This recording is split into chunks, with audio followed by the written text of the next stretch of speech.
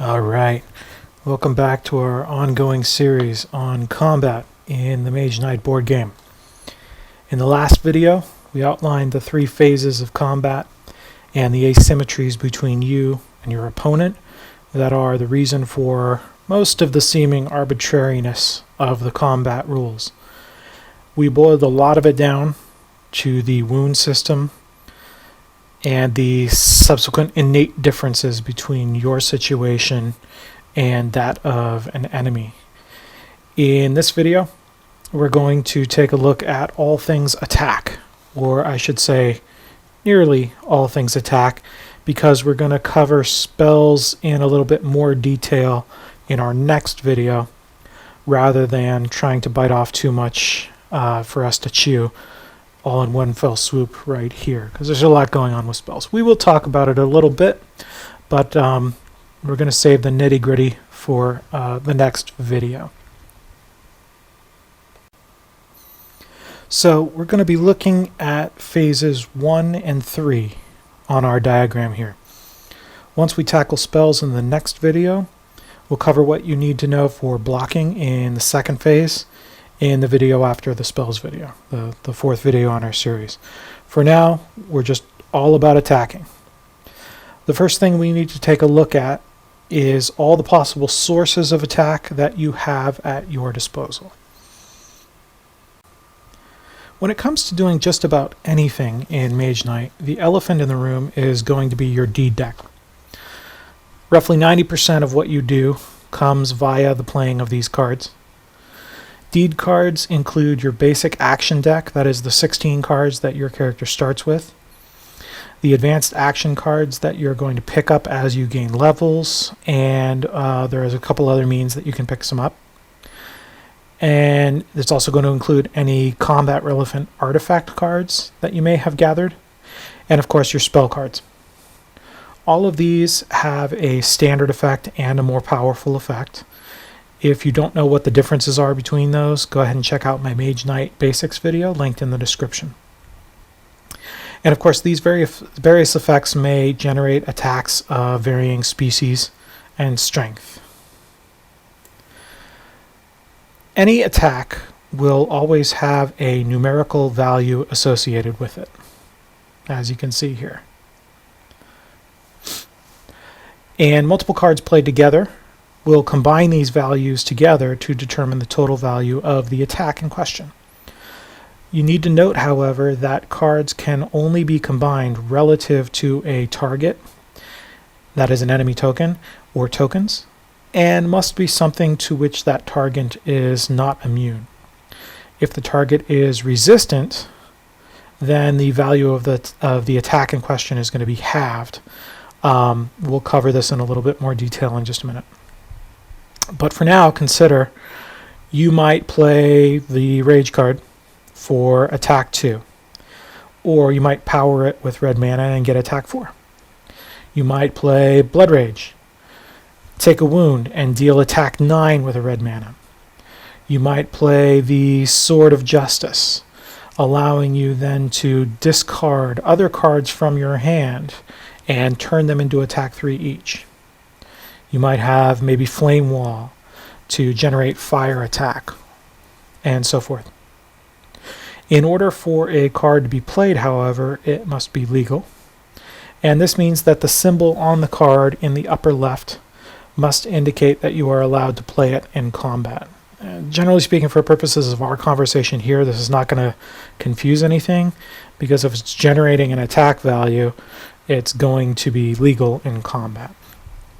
However, you might be tempted to try to play a heal in the middle of combat, and that is not allowed, as we'll see in just a minute. Generally speaking, you're going to look at the symbols in the upper left corner of a card, and you can see here the Swiftness card has both the movement icon and the combat icon. And what that means is that it can be played both in the movement phase and in the combat phase. If the card doesn't have the crossed swords that indicate a combat card, or else the I didn't pull one out of here, so let me just go into the deck here and find one. there should be a, here we go, mana draw. The kind of 4-pointed spiky star kind of symbol, and that is going to indicate a special action card. If it's not one of those two, then you normally would not be able to play it in combat. If it is one of those two, then you're allowed to play it during combat. Though, of course, this restriction can then be overridden by cards that are specifically saying, like, if you play a spell that says you can now play movement as block, then you're going to be allowed to play movement cards, or some such. Healing cards, for instance, like Tranquility with the little hand there, those are healing cards. They pretty much can never be played during combat, but they can be played any time during your turn except combat, so they can be played immediately after you finish combat and before you declare your turn to be over. This option sometimes isn't obvious to players because normally you can't move after taking your action for the turn, and anytime you go into combat you use up your action, meaning you can't then move or interact or rest. So you might think once you're done with combat, your turn's automatically over. That's actually not the case. You can still play cards that would not require using up an action, or that would not constitute moving. Now, there are a ton of things that spells, possibly some artifacts or action cards, might do in combat. And this might take effect during the attack phases and yet aren't attacks. These would not then have an attack number on them, right? So Rage has attack 4 on it, but you might have something like you have for the more powerful spell effect here on Exploding Shield. It gives you a block value, which has a numerical value, but it also says if this card is used as part of a successful block, destroy the blocked enemy. That's a kind of special effect that would obviously take place in combat, but doesn't have a numerical value and doesn't constitute an attack, as it were. Okay, so these would not have an attack with a number on them. A spell might have an entry that says destroy the target enemy, which is very nice, but we'll deal with the specifics of this in another video. For now, we're just going to focus on straight up attacking. That is attacks with numbers attached in all their many splendorous colors and varieties. Now, before moving on from deed cards, we should mention one thing, and that is sideways cards. Any non-wound card in your hand, regardless of the symbol in the corner, can be played sideways. So instead of playing it out here and getting heal, I can play it and turn it sideways and turn it into 1 point of attack by doing so. In this case, you are not going to be getting the effect listed on the card, but only just that 1 point of attack. And it's very important to note that this point is as vanilla as it gets. It is just 1 point of basic attack. It's not range, it's not fire, it's nothing. It's just attack. Sometimes it's the only way you have available to you to get up to the total that you need in order to take out an enemy. But remember, because this is base attack, this is not even an option you can make use of during the ranged attack phase. Because base attack is not usable in that phase. You can generate basic block, move, and influence in this way as well, turning a card sideways. But of course, none of that's relevant to us right here, where we're just focusing on the attack portion. The third means of getting attack value is via skill activation. As you level up in the game, your character is going to start acquiring skills. I have an assortment of them here. And if you get up to the higher levels, you're going to get a maximum of 5 of these. These would be played just pretty much exactly as if they were cards, with the value printed on their face. They can be combined with attack values from deed cards, etc. Some skills can be used once per turn, and some can be used only once per round, in which case they'll have a yellow flippy arrow symbol on them. But either way, once you use them in combat, you're supposed to flip them over. to indicate that they've been used. And then you flip them back over at the beginning of your next turn if they are not usable only once per round, in which case you only refresh them at the beginning of the next round. I actually prefer just turning them or toggling them in some way or form or fashion in case I need to backtrack this particular turn or something, and then I flip them over more permanently if I need to between turns. Finally, we have units as the last remaining source of attack of which you may avail yourself. Units like deed cards have multiple effects listed on them, and like deed cards, you will be choosing which of these you want to try to make use of when you activate the unit. So for instance, let's take a look at these Utum swordsmen.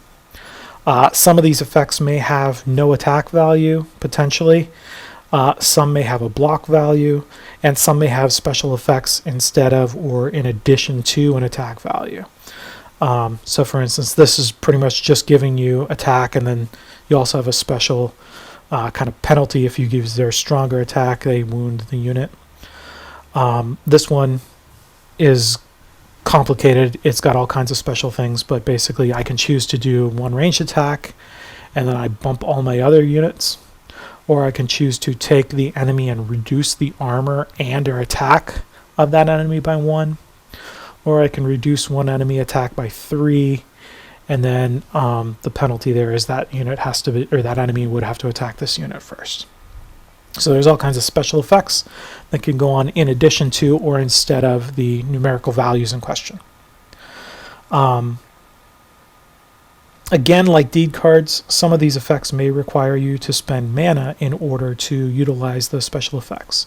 So if I'm looking at the catapults, I can use them anytime I want for Siege Attack 3, or I can use them and power them with a mana crystal, or mana token, or mana die from the pool, in order to turn that into a more powerful elemental siege attack.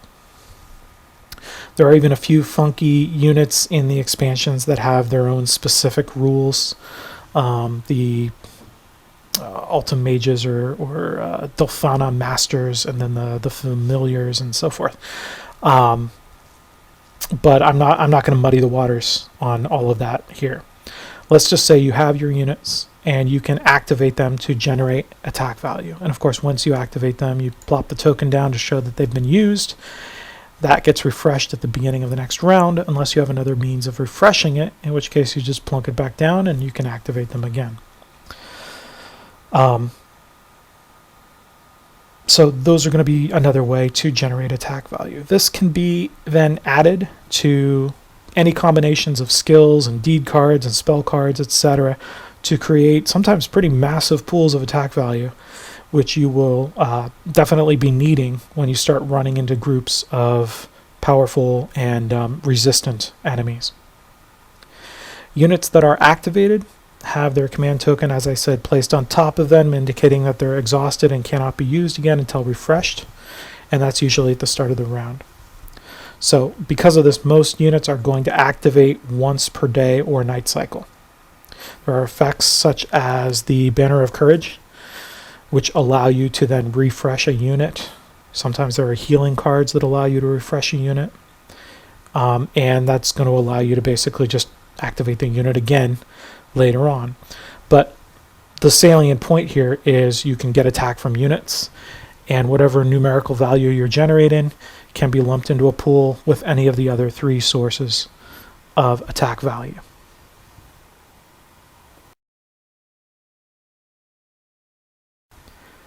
In the ranged attack phase is when you get your chance to clobber the bad guys before they can attack you. To do this, you have to generate either ranged or siege attacks. These can be combined together, but you can't, for instance, add attack 2 to ranged attack 3 and turn that, therefore, into a ranged attack 5. You can combine ranged attack 3 and siege 4 to get a ranged 7, because siege is ranged even if it doesn't say so explicitly.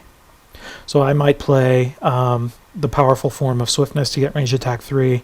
I can't then add range, the rage card, in order to turn that into a higher level of ranged attack. This card basically can't be used at all in the ranged combat phase. But I could take the catapults and fire off their Siege 3 or even their souped up Siege 5 and combine that with ranged 3 to get a ranged 8 or 6 respectively. And again, this is because siege attacks are ranged attacks, even though it doesn't say the word sieged on the card. So you might wonder what exactly is the difference between siege and ranged attack. And the answer is it comes down to fortification, which turns out is a very large element in the tactical puzzle of this game. Fortification essentially renders any non-siege ranged attack useless during the ranged attack phase. If a target is fortified, the only attacks that can affect it during the ranged phase are siege attacks. There are a number of ways that a target can be innately or can become fortified. Firstly, the enemy might just have it natively on their token, as is the case with these swordsmen here and these catapults over here, these Ultim Guardians over here. You see that tower token on them, then boom, they're fortified. Even if you run into them in a field, you might run into these orcs catapults over here just out in a prairie somewhere. They're dug in, they're entrenched, and they are fortified. Even out in the open, therefore, my ranged attacks are no good against that catapult, whereas my ranged attacks could clobber these orcs just fine. If I have siege, I can use it against either enemy, and there's no difference whatsoever. Basically, siege just ignores the fortification. The ranged has to deal with it. Secondly, the target foe might be in a keep, as is the case here, a mage tower. It might be occupying a city. And these are sites that grant fortification to defending enemies when you assault that site. So these swordsmen here, although they don't normally have fortification, when I assault that keep, they gain it. So if I want to attack them in the ranged attack phase, I must use siege if I want to be able to do anything to them. And then finally, with the advent of the Lost Legion expansion, there are walls on the map, as you see here and here, which, just like site fortifications from keeps and mage towers, are going to grant fortification to units when combat is taking place across or as a result of moving across those walls. So if I run into these orcs from this hill here, they're normal, they're unfortified, I'm not going to have to worry about it, my ranged attacks are going to work just fine. If I'm over here attacking across this wall, now I need siege because that wall is granting them fortification.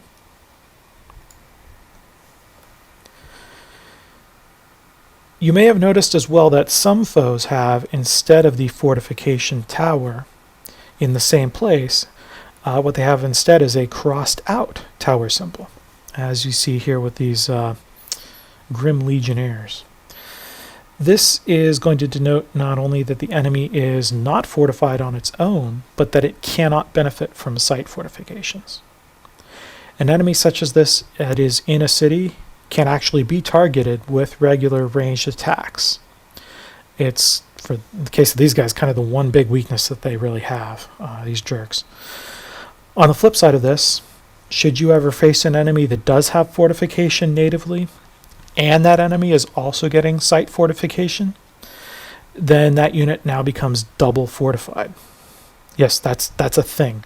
What this means is that not even siege attacks can target such an enemy.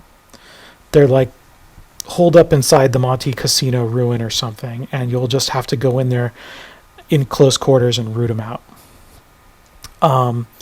The good news is there are a bunch of ways that you can strip units of fortification via spells and other effects. There's also spells that can prevent an enemy from attacking so that you can go back and hit them with melee cards and still not take any damage. We'll cover all that in more detail in our video on spells. I just wanted to note it here that there are ways to get around Fortification. But Fortification is a really big mechanic in Mage Knight, and you're going to be forced to reckon with it a lot as you go on. It has no bearing whatsoever in the melee phase of combat, so once you're through the ranged attack phase, you can then ignore Fortification completely. Even if you're using ranged attacks in the base attack phase, a Fortification is just gone because you're in melee. You're just using ranged for melee.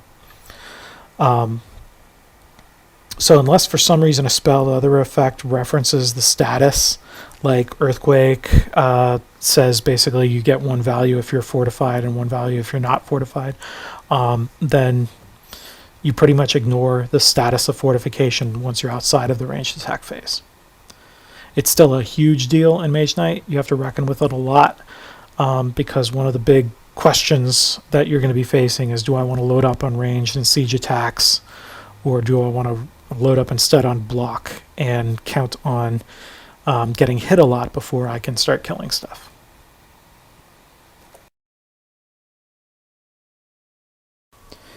The other big obstacle that you'll face when attempting to kill foes is resistance. We haven't yet dealt with what ice or fire attacks do, and this is where they become relevant. A target foe may have resistance to physical attacks as denoted by the fist symbol beside their armor. So it's going to look something like this, tiny little clenched fist next to the armor rating on the top. In that case, physical attack is what the game calls inefficient. Basically what this means is the value of, if you're grouping cards, it's all of the physical attacks are going to be totaled, and then that total is cut in half and rounded down. So if I'm facing this guy here, if I can only generate physical attack, I would have to generate 10 physical attack in order to defeat him, because again it would be cut in half because it's inefficient, because he's resistant to physical attacks. By contrast, I only need 5 fire or ice or cold fire, which is basically both fire and ice at the same time somehow. As most of the available attacks are physical, running into physical resistance is pretty unpleasant. And it helps to have some elemental attacks around to allow you to bypass that. This is why something like Tovak's Cold Swordsmanship is a pretty nice skill at times. So I'll just zip down here. This Cold Swordsmanship skill is going to allow him to tap that just like any other card, but what it does is it allows him to get attack 2 or ice attack 2 at his whim, basically. So it can be used as attack 2 or ice attack 2 at your option, and that kind of flexibility really just cannot be oversold. Now, resistance doesn't change the armor of the target, nor does it make the target immune to the thing that it's resistant to, but instead, again, it just halves the value of the value piled on to that target that is of the relevant type. So suppose I'm attacking this physically resistant unit. If I only have physical attack, again, I have to generate 10 points of it, because that's going to get cut in half. However, that is just one way to generate the total needed. I can also combine physical attack with attack, and that extra attack that I'm adding might be an elemental attack, and in which case it's not going to be halved in the same way. So if I have Tovak's Cold Swordsmanship available, that will give me 2 points of ice attack, cold attack. Now, if all I have is physical available to me on top of that, then I would need to generate, instead of 10 points, I would now need to generate 6 points of that physical attack. The reason being, my target number is actually 5. When I generate 10 physical, that's cut in half to make 5. If I'm adding 2 towards that 5 already, now I just need to generate another 3. So when I'm cutting that in half, I need to generate 6, which is reduced to 3, added to the 2 that is not getting cut in half, to total 5. So if I have Tovak's Cold Swordsmanship, I have those 2 points, and again, I would only need 6 physical to add to that in order to defeat this enemy here. So basically, during your attack, you're going to have a target, and that target either is or isn't resistant to any type of attack that you're piling onto it.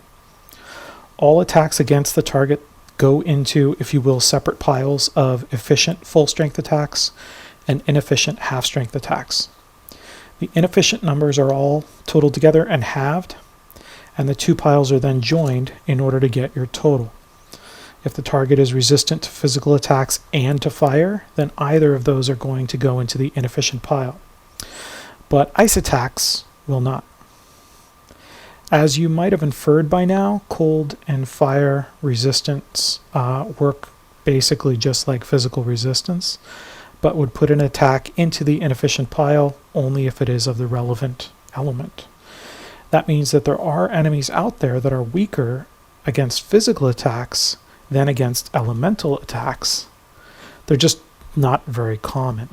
So for instance, if all I have is cold attacks and I'm facing these ice mages, then I kind of wish I had some physical attacks. Just like when I'm facing him, I would rather have ice attacks, and so on and so forth. It's just that physical resistance is a little more common than ice resistance.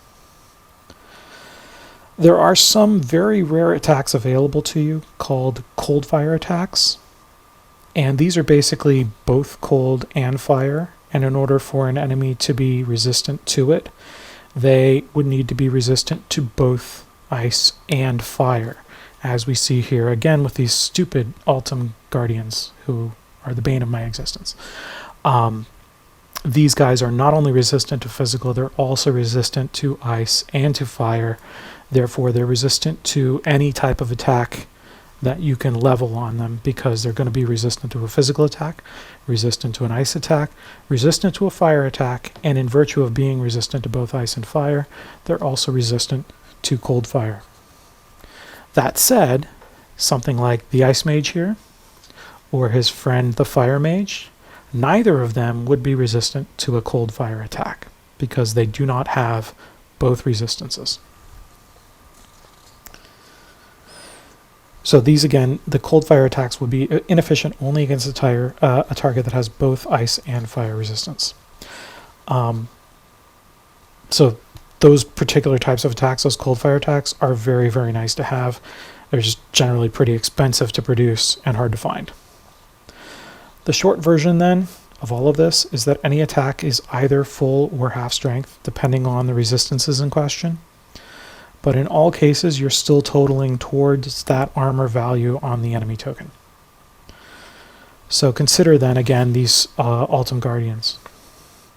There are 4 types of attack out there: physical, fire, ice, and cold fire.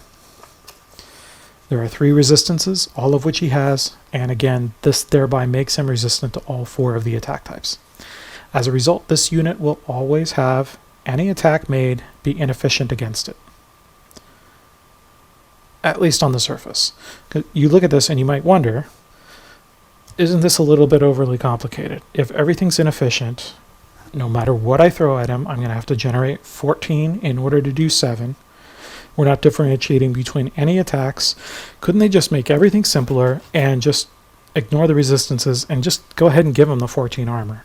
Like, what would be the difference there? Save us a headache, right? Well, I mean, yeah, Mage Knight loves a good headache, first of all, but there is a deeper level here and 2 things to consider as to why that's not what's going on here.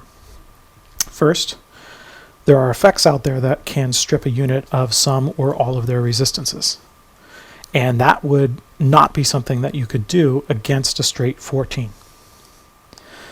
Similarly, a effect that reduces the armor of something like a 7 is going to reduce it by a certain number.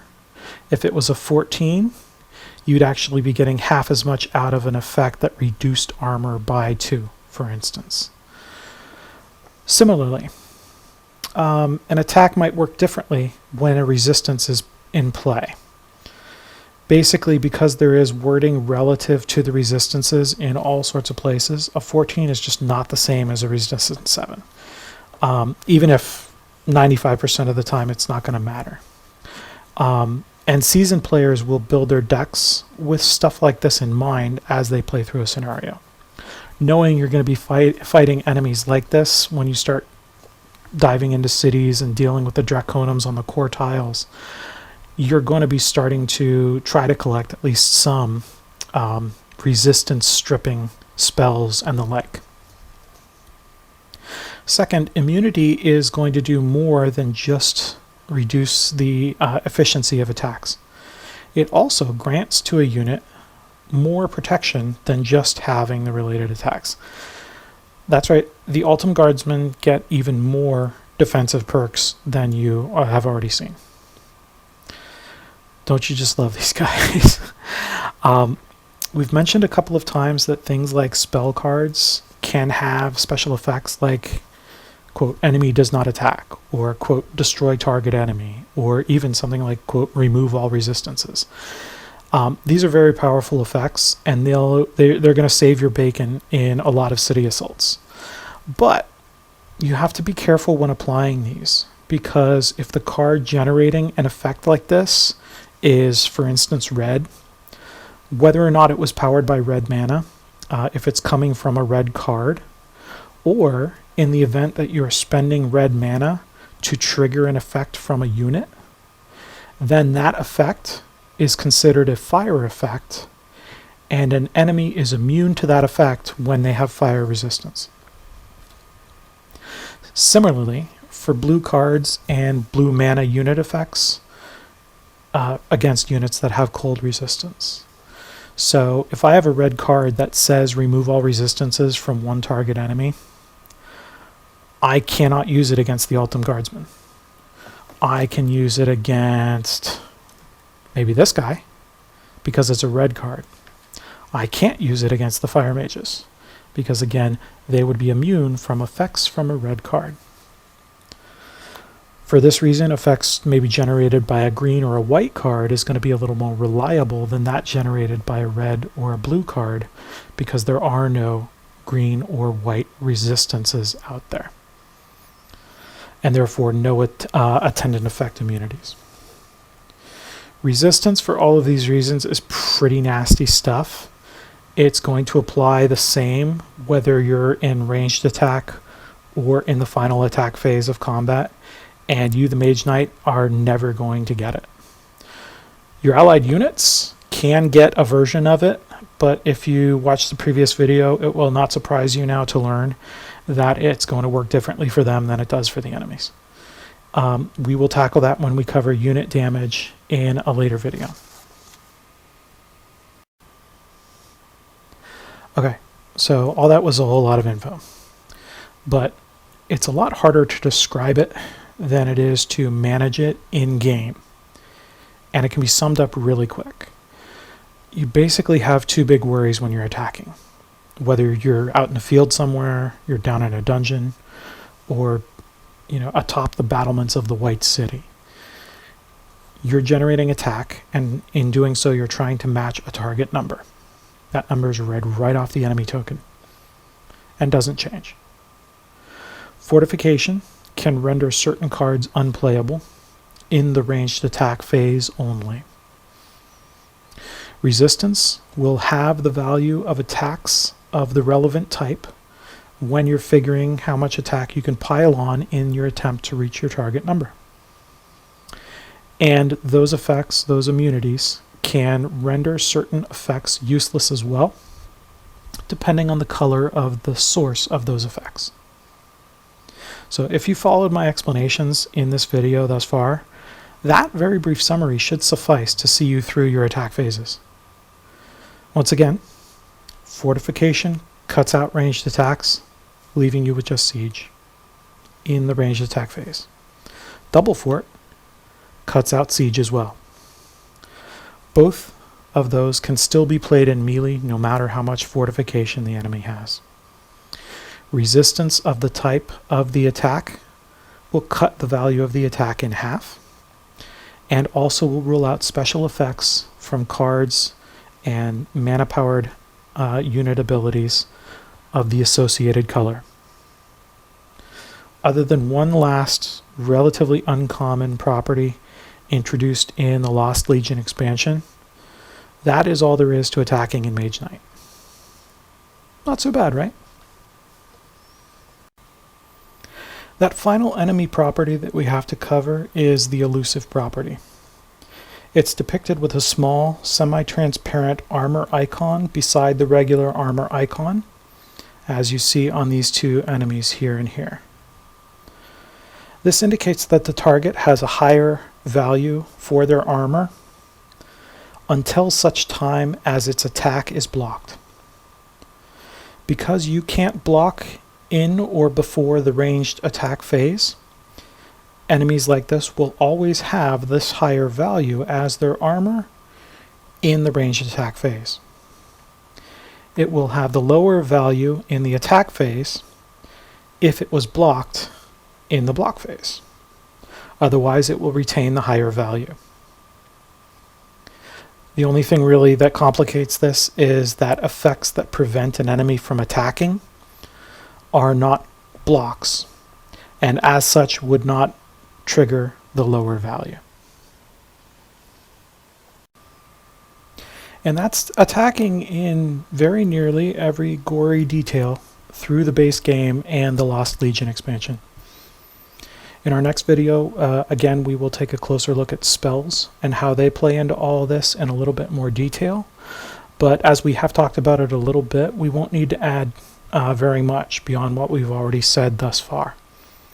A little ways down the road, we'll cover grouping enemies, which of course will be very handy when facing multiple enemies, as you pretty much always will when assaulting cities and the like. And that should be absolutely everything you need to know about how to go about killing crap in this game. I hope you'll join us then. If you like this video, please like, share, subscribe, and or comment. Until next time, cheers and good hunting, Mage Knights.